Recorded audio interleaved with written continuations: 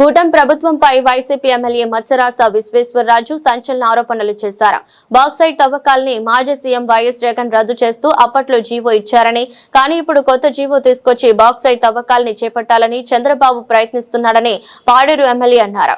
గిరిజన ప్రాంతాల్లో బాక్సైట్ తవ్వకాల ఊసెత్తితే గిరిజనులతో కలిసి సంప్రదాయ బాణాలతో తరిమి కొడతామని విశ్వేశ్వరరాజు హెచ్చరించారు. ఈరోజు ఈ కూటమి ప్రభుత్వం అనుకూల మీడియాలో ఒక తెరపైకి మళ్ళీ బాక్సైట్ అనే ఒక టైటిల్ పెట్టి మన్యంలోని 6 బ్లాకుల్లో 615 మిలియన్ టన్నుల బాక్సైట్ నిల్వలు మైనింగ్ కు ఏపీఎండీసీకి లీజులు ఇవ్వాలి, అలాగే నామినేషన్ లేదా వేలంలో ఇప్పించాలి, ప్రభుత్వానికి గనుల శాఖ నివేదిక అని చెప్పేసి ఈరోజు ఒక కథనం చూశాం. అయితే ఈ మన్యంలో ఏదైతే ఇప్పుడు మాకు నిక్షేపాలు ఏదైతే ఉందో ఇదంతా కూడా ఈ చంద్రబాబు నాయుడు గారు ఎప్పుడు తవ్విద్దామా అని చెప్పేసి చూస్తుంటారు. ఎందుకంటే 2014 నుంచి 19 సంవత్సరాల మధ్యలో ముఖ్యమంత్రిగా ఉన్నటువంటి చంద్రబాబు నాయుడు గారు ఆ రోజు ఎలాగైనా సరే బాక్సైట్ తవ్వేయాలని చెప్పేసి ఆ రోజు అనేకమైనటువంటి ప్రయత్నాలు చేశారు. కానీ ఆ రోజు ఈ కథనంలో వచ్చిందే అంటే ఆ రోజు ఏదైతే ఇప్పుడు ఈ మైనింగ్ కి సంబంధించి విధానపరమైనటువంటి లోపాలు, అలాగే ఈ ఆదివాసీ ప్రజలు,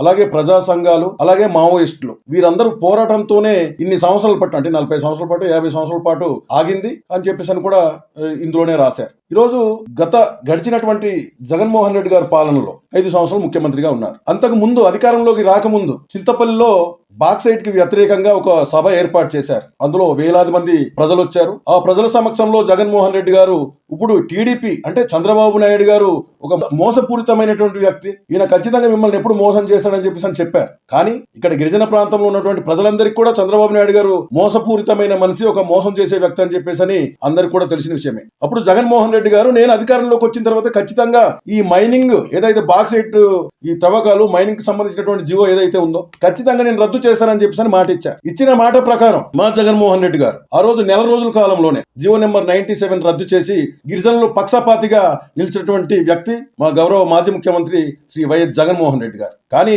ఈ కూటమి ప్రభుత్వం కుటిల ప్రయత్నాలు అంటే ఇప్పుడు 2014 నుంచి 19లో చేయలేకపోయాం కాబట్టి ఈ జగన్మోహన్ రెడ్డి గారు ఆ రోజు జీవో రద్దు చేశారు కాబట్టి మళ్ళీ ఒక కొత్త జీవో తీసుకొచ్చేసి ఖచ్చితంగా ఈ బాక్సైట్ ని ఎలాగైనా సరే తవ్వేయాలని చెప్పేసి ఈ రోజు ఈ చంద్రబాబు నాయుడు గారు ప్రయత్నాలు చేస్తున్నారు. అంటే మీరు అధికారంలోకి వచ్చిన వెంటనే మా గిరిజన ప్రాంతంలో అంటే కొయ్యూరులో ఉన్నటువంటి రంగురాల క్వారీ అంటే 16 ఎకరాలు మీరు ఎవరికో లీజుకి ఇప్పిస్తారు. ఇప్పుడు పెదవలసలో ఉన్నటువంటి లాటరైట్ క్వారీ ఇంకా అది కూడా మీరు ఆల్రెడీ అనుమతులు ఇచ్చేశారు. ఇప్పుడు కొత్తగా ఉన్నటువంటి 6 బ్లాకులు ఏదైతే ఉందో ఇప్పుడు చింతపల్లి గాని, సప్పర్ల, అనంతగిరి, గుర్తేరు, గూడెం, కాటంరాజు కొండల్లో ఉన్నటువంటి ఈ బాక్సైట్ ని కూడా తవ్వేసేయాలి. నేను మీడియా ద్వారా ఈ కూటమి నాయకులకు గాని కూటమి ప్రభుత్వానికి గాని ఒకటే నేను హెచ్చరిస్తున్నాను, మీరు మంజంలో ఉన్నటువంటి అంటే ఇప్పుడు మావోయిస్టులు అడ్డుగా ఉన్నారని చెప్పేసి మీరేమో వాళ్ళని నిర్మూలించవచ్చు, కానీ ఇక్కడ మా గిరిజన ప్రాంతంలో ఉన్నటువంటి మా ఆదివాసుల్ని గాని అలాగే ప్రజా సంఘాలని గాని మీరు ఎట్టి పరిస్థితుల్లో మీరు అంతం చేయలేరు. ఖచ్చితంగా మా బాక్సైట్ జోలికి వస్తే, మా అడవుల జోలికి వస్తే,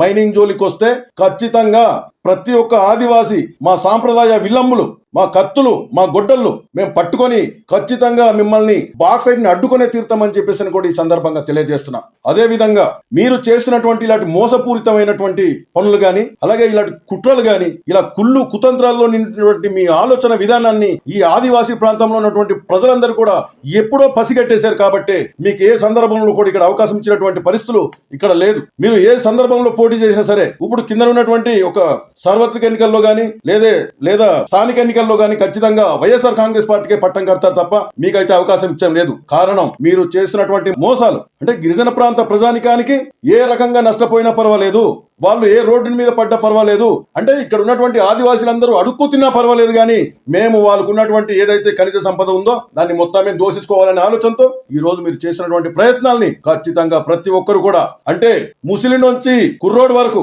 పసి కందులు కూడా మీ మీద తిరగబడే రోజులు ఉంటాయని చెప్పేసి కూడా ఈ సందర్భంగా మీకు హెచ్చరిస్తున్నాను.